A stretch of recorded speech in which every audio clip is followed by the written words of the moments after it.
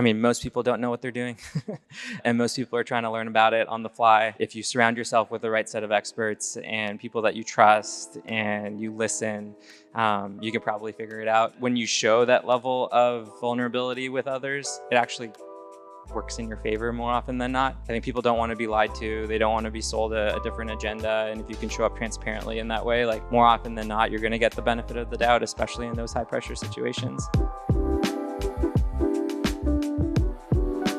I'm incredibly excited for this conversation. I have the distinct honor of introducing Praveer, who is the CFO of Figma. It is an incredible company, but I think even more than that, I think Praveer's journey in particular has been remarkable. He joined at the company when they were approximately 20 people, and I know the exact figure. They were doing $0 of revenue. Today, they are approaching $1 billion in revenue, 1,800 people, and I believe held what was one of the most important IPOs of the last decade. I think in many ways is signal kind of the reemergence of San Francisco and all the energy around here. So thank you for reopening the markets for everyone. No, thanks for having me, Eric. Really excited to be here and share as much as I can. Yeah, and last, I'd be remiss without saying, I think that what he and the team have built at Figma have been transformative for us at Ramp. I look back and we have the logs of what were the very first purchases we made, and the very first software purchase that we made was Figma. So it's been central to how we've built the company along the way.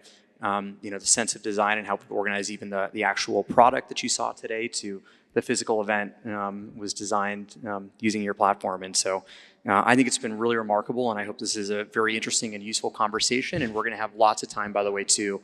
If you have questions for Praveer, the Figma journey and experience, or operating as a public company, there's going to be some time to jump in. So with that, maybe I'll start with what folks are most curious about. You've recently gone public. How has life changed personally, professionally since going through that door? This is probably not the answer folks want to hear, but not a lot has really changed. I think those first few days when you're getting your sea legs under you, trying to understand, you got this public stock ticker, and you're trying to figure out how much do I pay attention to it, how much do I not. But then the aura starts to wear off a little bit, and you very quickly can reorient the team back to building, and you can reorient the team back to the North Star of really thinking about what's right for our customers. Personally, though, I feel great to be at home a little bit more than I was at the early part of this year. We got 2 young kids, and so it's been nice to be able to spend a little more time with them. That's awesome. I'm curious when you were evaluating thinking about it for the last few years and made kind of the brave decision to be out and go first and do it in a big way. How did you conclude it was the right time for Figma to go public, especially when so many others were waiting on the sidelines? What was your framework for that? Yeah, so we've had a very public story here where a couple years back in 22 we had gone through an acquisition process with the team over at Adobe. The company was about 300-ish million in revenue at the time. We had about 800 people across the team, and so the business was growing very quickly. And even before that moment, we had some of the conversations with our board on, hey, should things continue to play out, we think that this is a business that we could take public. Things change as you go through that acquisition process, but the thing that was always consistent for us was we're going to go public in different outcomes. One is we go and do it as a standalone independent, and we're going to go public in the traditional way. The other is through an acquisition to a public company, where we're very quickly going to need to follow their reporting schemes, follow their timelines. And what that meant is the way that we invested in our team, in the organization, was we were going to go and hire the fantastic tax person. We were going to go and make sure that we stood up a procurement team. None of those things really changed, and we were fortunate in the way that we had the conversation with the Adobe team that we were going to be able to operate with a lot of the the rhythms that we wanted to as a standalone. You fast forward, deal terminates. We had kept our foot on the gas, so it gives us a lot of flexibility. And while there's bankers and everyone will tell you that there's a right time to go public and not, and there's metrics to look at, and these are the ways that you should feel about yourself. I mean, for us, the things that needed to be true. We needed to have predictability in the system. We needed to have a strong understanding of what we say we're going to do is what we end up completing. The team had to be in the right space. The systems and processes needed to be in the right space, and we needed to have control of the narrative that we wanted to go in position. And that took us a little bit of time. So a year thereafter, we had made some changes to our pricing and packaging, our billing structures. We had upgraded parts of our team, and we felt probably at the beginning part of this year or late last year that the people, infrastructure, systems were in a solid spot. We felt we had control of where we're going to position the product and we had tried our path there on the acquisition side. So the only really relevant place for a venture-backed business, the outcome is you go through an M&A experience or you go through a public experience, and we tried one and it didn't work. So that's kind of the route we took. That's awesome. So, I'm curious. There's a lot. Even as a late stage private company, I sort of think about as an operator, IPO readiness, that topic of being ready financially, operationally, culturally. What did that look like? If you kind of drill into the details, what did that year or so before really look like for you and the team? Across kind of your financial systems, operational cadence to even just culturally. Any things you would want to share with the group? Yeah, so we had a team in place for we brought in a leader, I brought in a controller in the beginning part of 22, a guy named Tyler who was at Slack through both the go public process as well as then the acquisition. And when he came in, even in 22, we had focused on finding the right people, making sure at least the finance and accounting systems were the systems that we wanted to scale on into the future. And so over the course of not just the past year, but over the course of the last couple, I'd say that we really focused on standing up scalable processes and systems.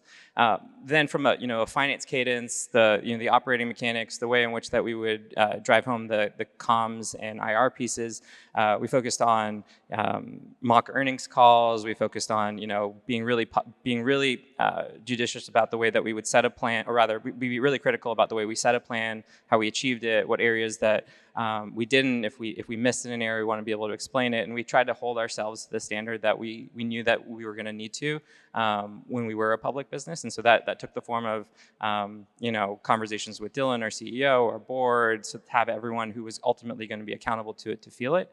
And then I think the last part for us that was important was to make sure that we tested our narrative with a set of public market investors that were ultimately going to be investors into the business over the long term. So we ran a larger scale secondary and tender about a year prior to going public, which gave us an opportunity to share our story, vision, and build some of that credibility with folks, so that when we went through the process of going public, it was never the first time conversation with many of them.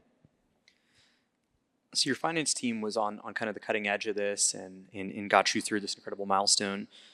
How did you prepare employees, people who suddenly every day were seeing movement in the stock price for the first time? How did you think about getting people ready for that? How has it been managing through that? So I think there's a bunch of aspects that you got to talk to your team about. There's the personal financial aspects of it, and for many people, this is going to be a material windfall for them. It's one of those decisions in life that they're gonna need some support on, and so being able to provide them access to private wealth individuals, tax folks that can help them on the tax side, folks that can help them on the, just on the legal side, generally feeling like they can get their own internal house in order. And the way that we did that is many of these firms will come in pro bono at times because they're doing it as lead gen to build relationships with your employee base, so that when they go and transition that they can, work with them over time. And so we made sure that we gave people the resources to be successful there. And then thereafter, we tried to do as much as we could to educate what life would be like as a public company. That there are going to be daily movements in the stock price, but the public markets are a short-term voting machine, long-term weighing machine, and we want to get people to really feel that over the long term that's how value gets accrued and created, and wealth gets created transparently as well. And so for us, we brought in one of our public investors. or rather public-oriented investors who had been, an investor in Figma for some time. He came to one of our all hands. He threw up a bunch of stock charts that showcased how some of the best businesses that he's invested in have not made money over the first 3 months, 6 months, 1 year, but how they've compounded over 5, 7, 10 years in time. And it's those, once you zoom out and you take a look at that, that's kind of the view that we want our employees to take at times, to put some of the noise aside and really focus on the long term. And so I think that storytelling didn't change even on listing day itself. And so when we go public at $33, the stock does what it does, and it then led to an interesting moment at the end of the day where Dylan got back in front of the whole company as the market closed and said, we haven't changed. Much of the public markets are still trying to understand our story. It was about 7% of the company that we floated, and so we have a lot that we need to continue to show, and that's going to be part of this next leg for us. And I think having him continue to have that drumbeat has been a really helpful indicator that we can always draw back upon. It's awesome. I mean, Praveer, one of the things I really admire about the way that you've, I think what makes you very unique, I think that you're a builder CFO, someone who's been there thinking operationally about how finance can be a great partner ultimately to the business, from before making the first dollar to kind of managing what is today one of the fastest, might be the fastest growing software company out there on a public basis. And I guess what I want to ask you is, how do you think about, balancing the needs of, first putting in great systems that will lead to financial discipline, but also when the business needs to take big swings, needs to make big bets, ultimately having finance be a strategic partner to different business lines. Like, what's your framework? How do you think about that? Yeah. Well, I think, I think you made the point on data and making sure that people walk in not feeling like the finance team is a traffic cop. Like, I think if they walk in feeling like, it's a default yes, no answer, that's probably a bad outcome. But rather, you want to build a team that is inquisitive, that seeks to understand the business, that seeks to identify opportunities, and then can come back and translate those into, hey, we actually think we should spend more in these areas. I think, everyone ultimately should feel accountable to how the overall business is growing, rather than how an individual line on the P&L is performing. Because on aggregate, you could be doing well even if you're trending to a miss in one part of the business. So it's something that I've tried to focus on in the way in which that we hire people. I think much of the job, especially on the finance side, can be learned through experience. And I very much focus on hiring people that come from a background where they're proven structured thinkers, but they show a willingness and desire to throw up their hand and learn. And we do that through case studies as part of the interview process. We do that even in the way in which that we divvy up work on the team to give people exposure to different parts of the company, and then we reward it over time. I very much get excited about when someone identifies something and they throw their hand up and they say they want to learn it. And I think that ultimately builds this this trust, this credibility across the organization of who we are and how we show up, and we got to reinforce it every day. That's awesome. I mean, even getting a little bit deeper, like when you think about these very complex cross-functional initiatives, big capital outlays, when do you think about when you want finance to be kind of leading the charge on these initiatives versus playing a supporting role to a business line? It's interesting. I actually would always want my finance team to feel like they're knee deep in understanding all aspects of the business, and so even if they're there not as the decision maker, I think they bring an interesting set of context to the way a conversation is happening that not everyone is always going to have. I felt this very directly in the way that before Figma, I worked at a couple other companies. One when I jumped out of banking, the first being Dropbox, and I learned a lot about how they built their team, how they got a lot out of that motion, through my lived experiences there. And they effectively picked apart the P&L. They brought in really smart, people just from all sorts of backgrounds, and they said, hey, you're going to act not just as the finance partner, but you're going to understand every aspect of the way that this business is going to tick, and we're going to come to you in any sort of decision and context because we feel like you guys are going to bring the right level of detailed thought and understanding and balanced opinion. And so that's what I've wanted to translate into the way that we built our teams over here, so that there isn't really like a support versus driver, but I want everyone to be on the same team, wearing the same jersey, having an informed opinion that I can go to and ask for questions. And so there's going to be constraints in the way in which that we have to set up our overall envelope, but that envelope is meant to be changing, especially as you're growing really quickly. So having something that's nimble in the way that you create it and a little bit less constrained leads to better outcomes, in my opinion. I want to shift gears a little bit. We spent a lot of the day talking about AI, how it's changing a lot in work, and also where the future of finance is headed. And I think one of the things that I really admire Figma, I think, has done extraordinarily well, is you can feel in the product itself the way in which AI has been really neatly embedded. And I also think, too, has proven to the market in shaped a narrative genuinely where people went from wondering, is AI a threat to the business, to seeing actually, Figma is truly one of the, I think, companies that has embraced AI and I think truly will be one of the winners for embracing this technology. And so I guess my first kind of question is, when AI is people aren't necessarily sure the impact it's going to have on a business or its narrative. I'm curious how you thought about shaping that narrative for Figma and how you engage with it. Yeah. And also just how you manage those conversations with investors and folks who are trying to understand. Yeah. I mean, this is effectively one of the most frequently asked questions that I got during the the roadshow process, and then even still, I think there's a lot that's changing very quickly, and we need to make sure that we're in control of the way that the story is landing. And I think the way that we've thought about it, at least at Figma, is that we very much buy into this idea that there's going to be more software, not less, in the world. It's very clear the tools that are out there, they're going to allow more folks to be able to create things, and we're going to see this near vertical line in the amount of software created. And if that's then true, the value has to ultimately accrue to the well-designed pieces of software, the ones that have craft embedded with them, the ones that are very thoughtful in the way in which that they're built. And we at Figma are that platform for folks who are actually building the products of the future in that way, in that your conversations are happening in and around a Figma asset. It ends up becoming this almost system of record solution.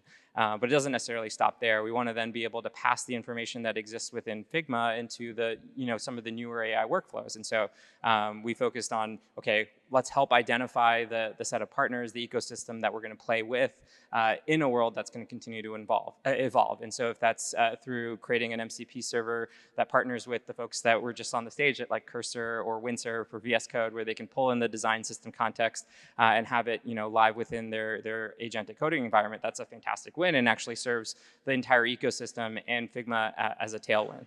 And the way in which that we told the story with investors was that same narrative plus like, hey, if you actually are seeing the way in which our product is getting better, that actually may mean that in the short term, we may see a headwind on margin.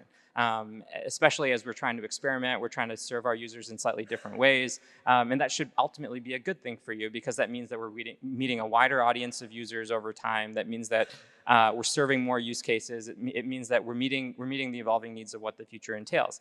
And at the right moments in time, it's shown that if you've got the the engaged users on platform, you will be able to figure out the monetization of that at the right cadence.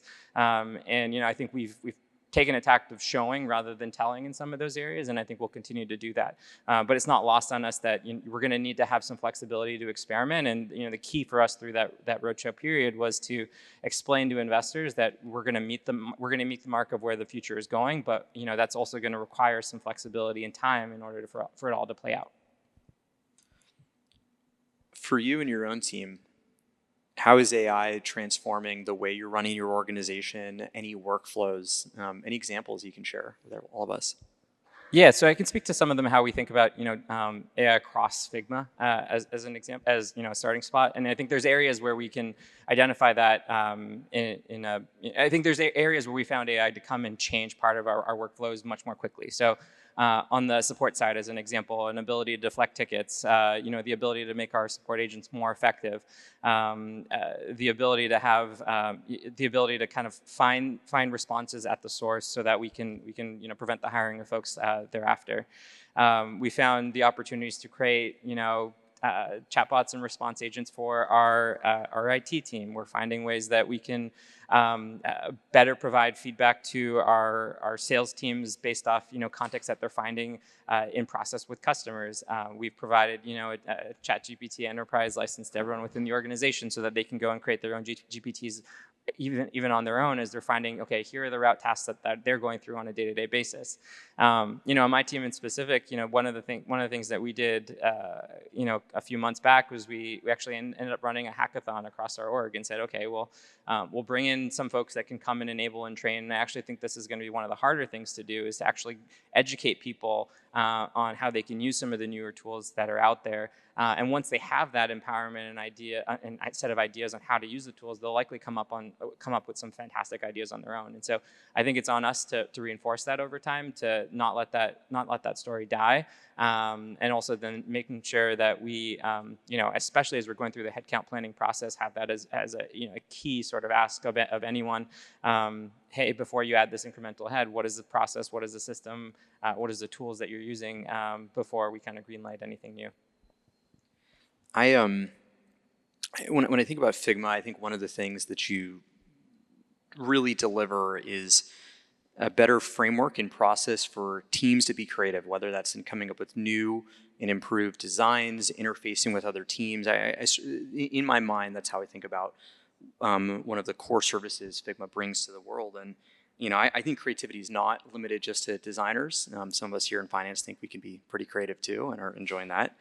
I'm curious, for one, as you are, first thinking about rethinking systems and the way things have been done, how do you approach kind of creative planning for the finance organization? And two, I've been enjoying seeing how a lot of, even our team is using Figma, even folks that are not designers, using Figma Make to, build creativity into functions that maybe people don't typically associate it with.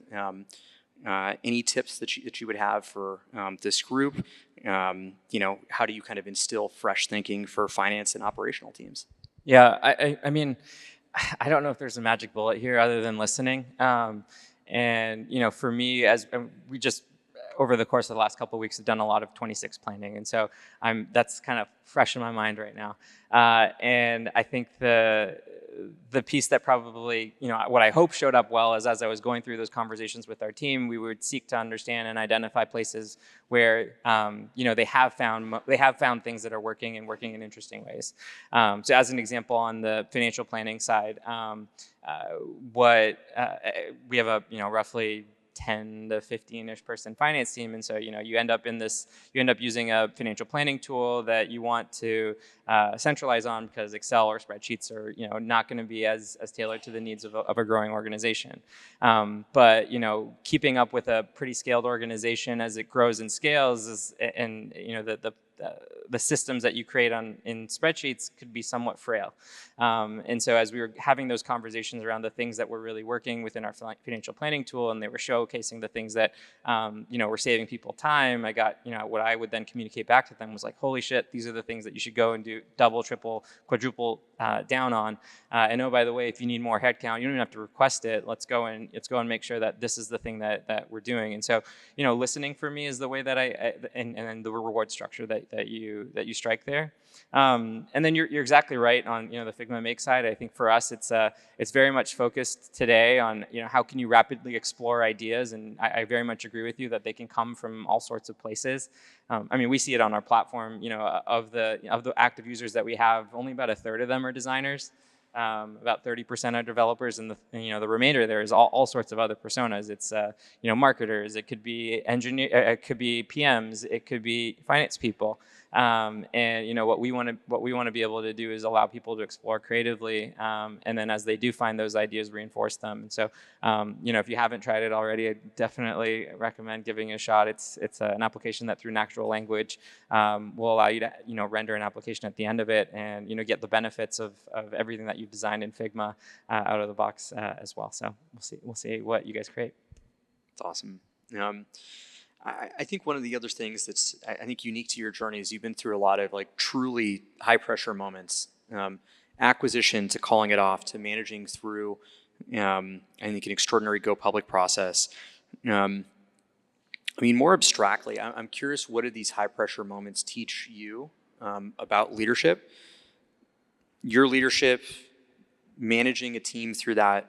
What have those moments taught you? Yeah. I think the thing I've probably learned the most is that, most people don't know what they're doing. And most people are trying to learn about it on the fly.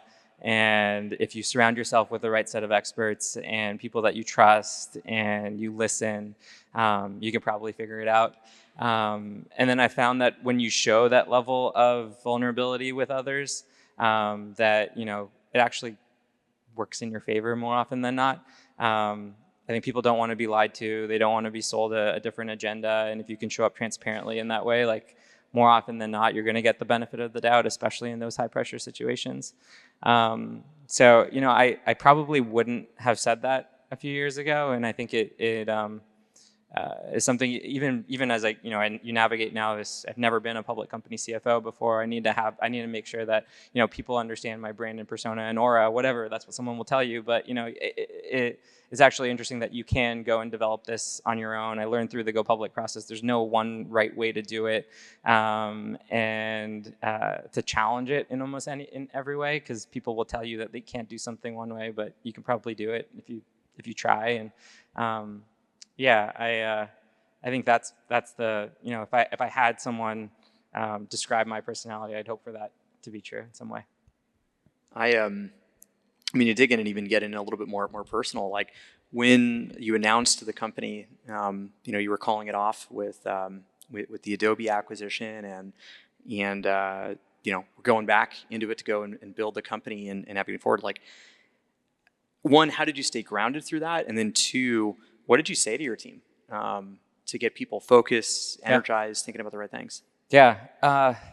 It's interesting because we were sitting in that deal pendency period for about 16-ish months. We announced in September of 22, deal dissolved in December of 23. So there was like a small group of us that, in conversations with our lawyers and understanding how the regulatory process was playing out and, sitting through depositions, you're like, okay, I think I understand where this is going. And we picked moments in time to the point on transparency to share that with our team. We were very clear on both, the operating framework and principles that we would have applied, in the event that the company were to be acquired, and largely we communicated a story that it was business as usual in that way.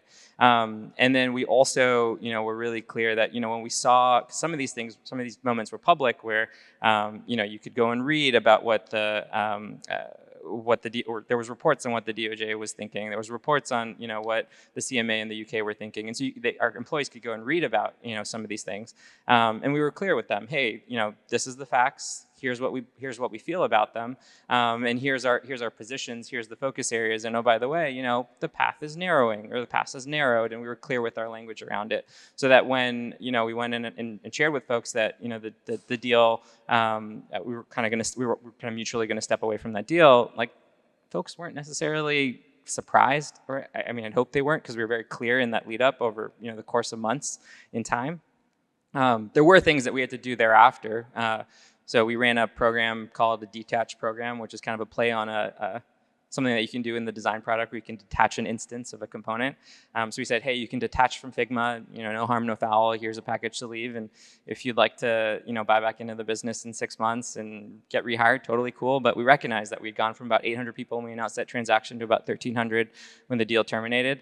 About sub 5% of the company took that offer. That meant that 95% of people were like, hell yeah, I'm here for it. And we were very clear about what that meant. We were going to keep our foot on the pedal, kind of moving forward. And I think we got a lot of kudos because of that. And we also then were able to continue to ship and perform. And I think we let our performance do a lot of the talking for us. Super cool. Maybe I'll ask one last question before we open it up to Q&A. I mean, I'm curious just for your team as you're giving them guidance about what their role is, how they can partner with the company. Like I think as we're heading into the coming years and the world is changing around us, like what do you think the role of finance is? What makes for a great partner? What do you tell your team? How do you orient them? Yeah, I tell them, well, I mean, a lot of the way that we've built our planning muscle is around identifying what our baseline, how our baseline is performing, and then let's not take credit for the things that are going to be net new and move that needle, but let's pay attention to them. Let's invest to the baseline, and then if some of the things hit on the upside, fantastic. We'll let some of those fall to the bottom line, and other areas will give us an opportunity to reinvest. What that means is that you got to be really critical to make sure that you understand every part of that baseline trend line, because it becomes so important to the investment envelope. And so for the way that I push our finance team is to really, really pull apart all the different ways and permutations that we could get early signal from how our users are behaving on platform.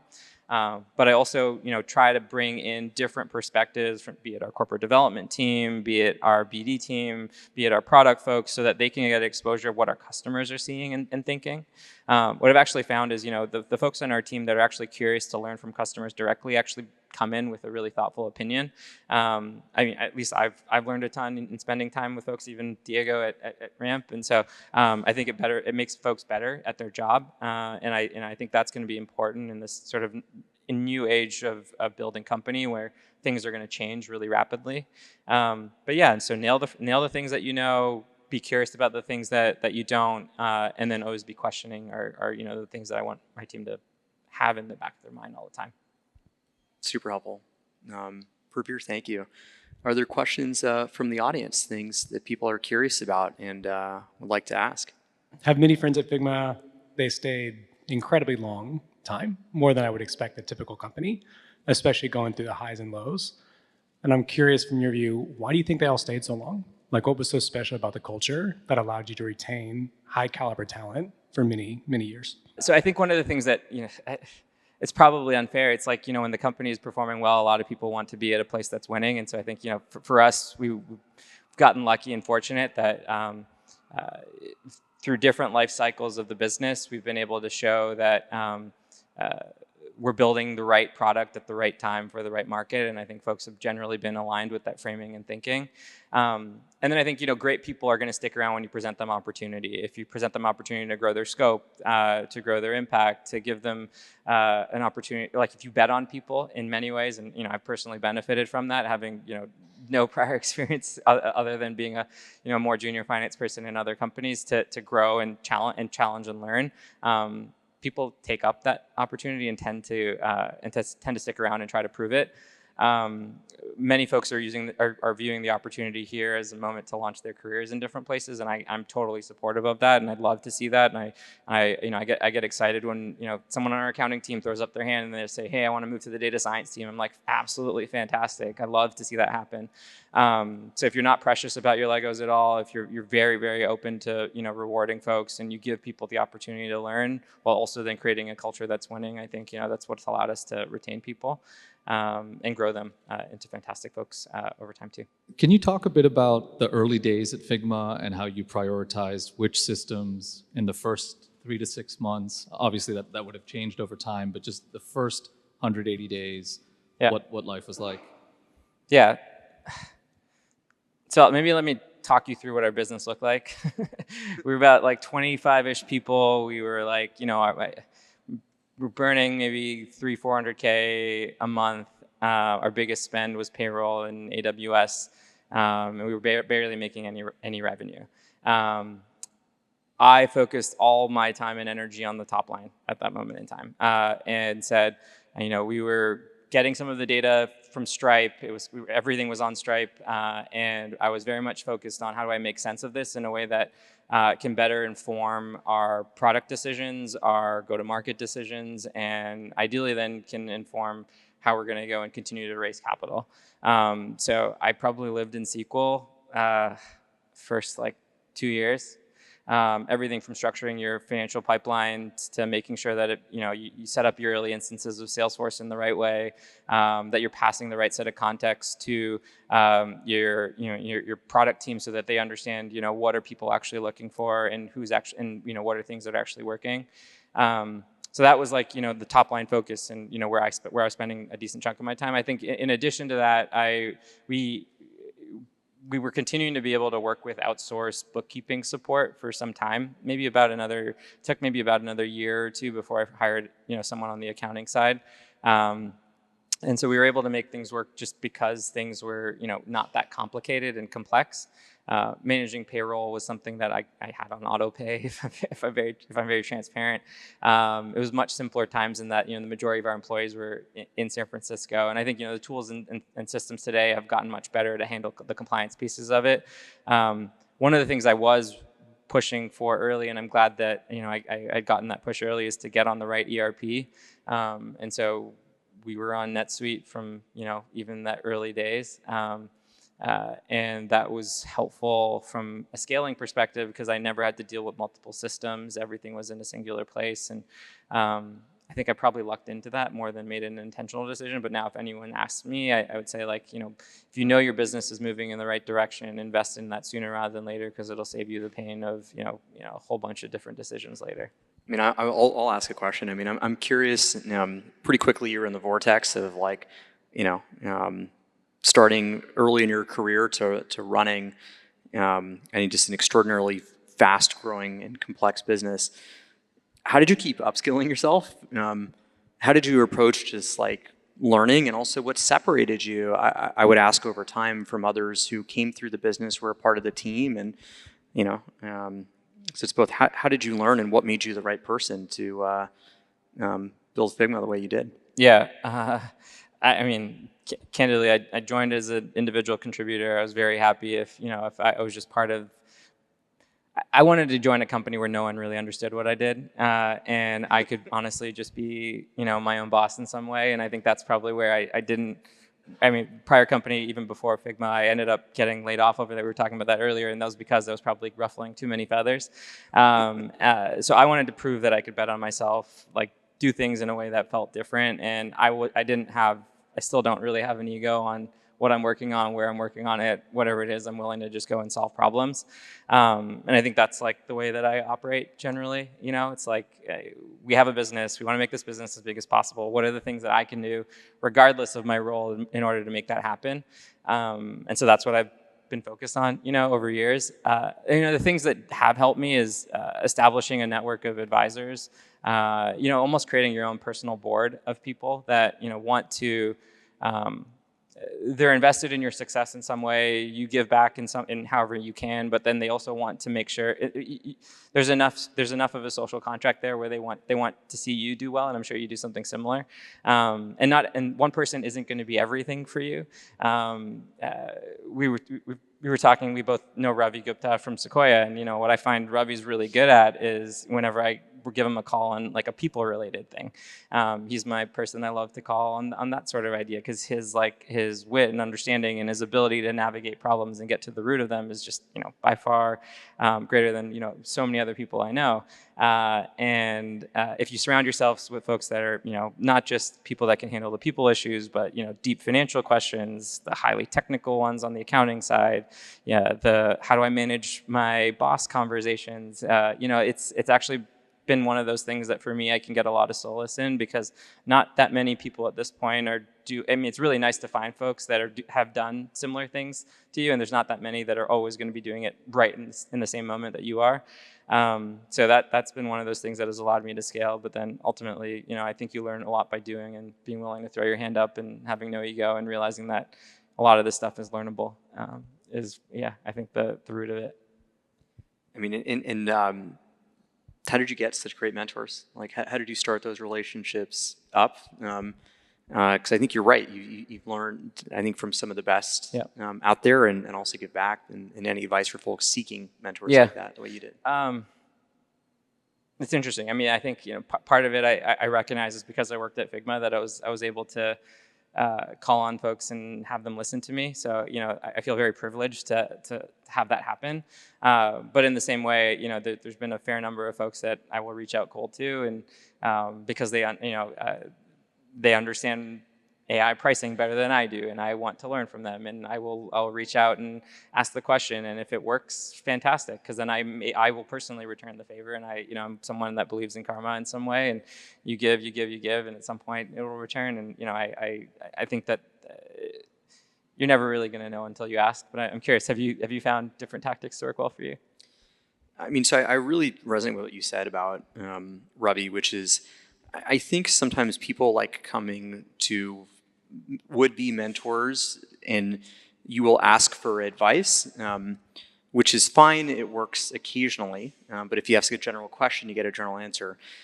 If you come to Ravi with a problem, and you're like, I don't know how to solve this, and I could use your help. I think people like to help other people and give advice, and you can actually develop a real relationship.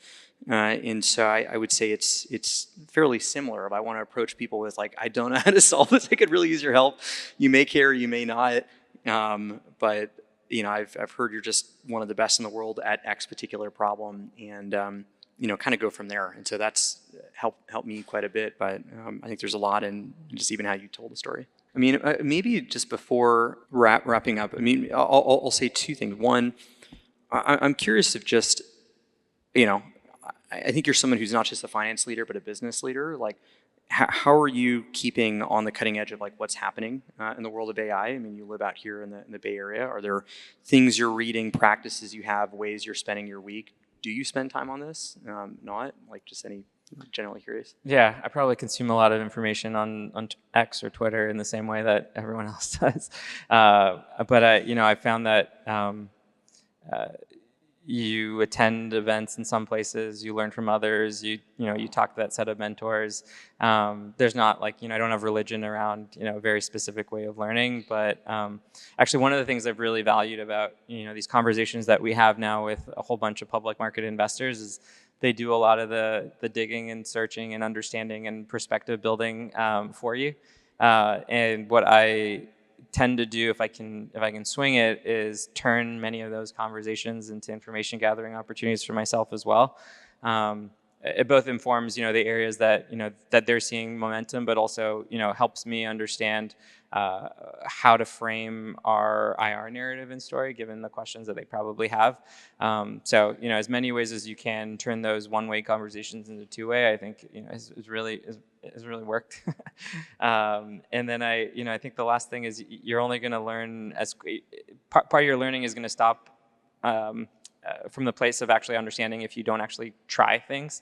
And so exposing yourself to new tools, like being able to trial something, I think that's the only way that you're going to pick up a new skill or a stronger understanding is if you actually get in the weeds with it.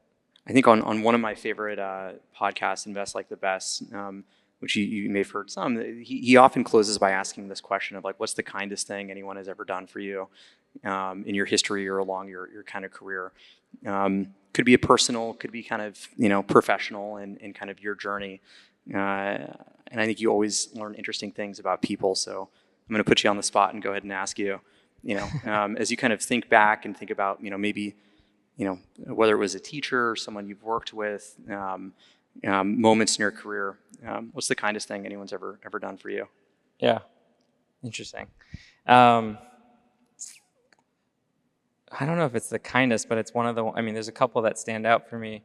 Going through that IPO process, there's like multiple moments of overwhelm where you're like, oh my gosh, there's a lot going on. I don't know where to pay attention. Oh my gosh, I need a little bit of help. And I don't know if I've shared this I don't think I've shared this with anyone, but there's a moment where, you price the transaction. It's the day before that you're actually going to list. And, that you're like, I don't know, we're sitting in the banker's offices. They had this like little screen that, they're like, okay, you priced $33. And then this like magic curtain moves and all this champagne comes out. And I'm like, oh man, I'm freaking overwhelmed, man. And everyone's coming up to you to congratulate you and wanting to like, shake your hand. And I'm just like, I just need space. Because I don't know how to respond to you. I don't know even how to talk to you. And I just took a lap around like this big floor, and I was like, I don't even know how I'm going to show up tomorrow. I don't know, like, are we ready for this? Is this going to work? Like, and one of our board members who was at that pricing meeting, I think he was just coming up to say bye. He's like, hey, awesome. Andrew Reed at Sequoia. He's like, hey, awesome work. Like, I thought he was just going to say, yeah, I'm gonna say bye. I'm gonna go drinking with my friends, and I'll see you tomorrow morning. And he actually saw me like in a corner, being like, I don't know what is going on. And he took the moment to like, hey, like reason with me, kind of share with me, like, you guys figured it out. You got to this point. It will be fine. Everything that you figured out today is gonna make you better in the future. And he gave me a moment to just be calm. And at that moment, that was exactly what I needed, was someone to just like, just sit with me and not really try to explain anything to me or congratulate me or anything. So yeah, in that moment, it was kindness. It was like just listening, being there for someone, because ultimately we're all people. And I think, if you take the business world context out of it, sometimes like ultimately human interaction is what is so important. So yeah, that's probably one of the kinder things that have happened to me in recent memory. Congratulations. Thank you for sharing all this with us today and sharing that story. And we're all rooting for you. I think it's amazing what you built and what you've done. And I think this was a fantastic and hopefully useful conversation for everyone out here. Yeah, thanks for having me. We're Erica. This was a really, really cool event, and we're happy customers and excited to kind of to partner in the future. Thanks a lot, Praveer.